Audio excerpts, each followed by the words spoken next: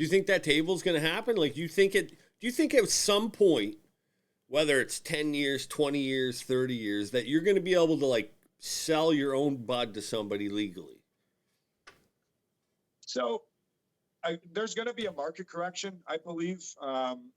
What's happening now is unsustainable, as anybody can see, and there will continue to be, endless VC money pouring in for a couple of years, just making these mega corporations go and go and go. But eventually the appetite for no return on their investments will come, and they'll have to restructure the way they do business. That's not to say that all the big guys are going to fail and, it'll all be down to the little indie block guys, because that'll never happen again, right?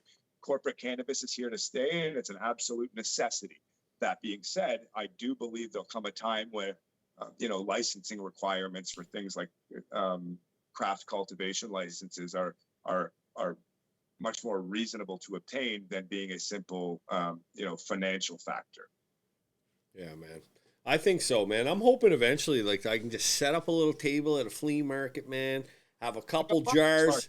Yeah, like have a couple jars of my favorite there, man. Like some big jars, man. So I'm just literally like scooping buds into bags for people, man. Almost like they were getting fucking peas from a market, right? Like that's what I hope happens someday. Because one thing I like about growing, man, is I enjoy like just the kind-heartedness of it when you hand somebody a bud, man, or you see somebody smoke your weed for the first time and they're blown away that you fucking grew it, no matter how good it is. That's the exciting thing I like, man.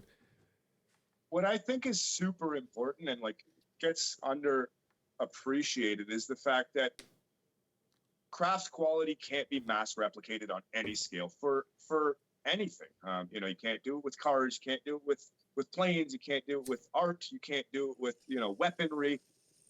The small sort of attention to detail that you're able to implement with craft quality, boutique artisanal quality is something that can't be replicated at scale based on all of the control factors that need to go into it.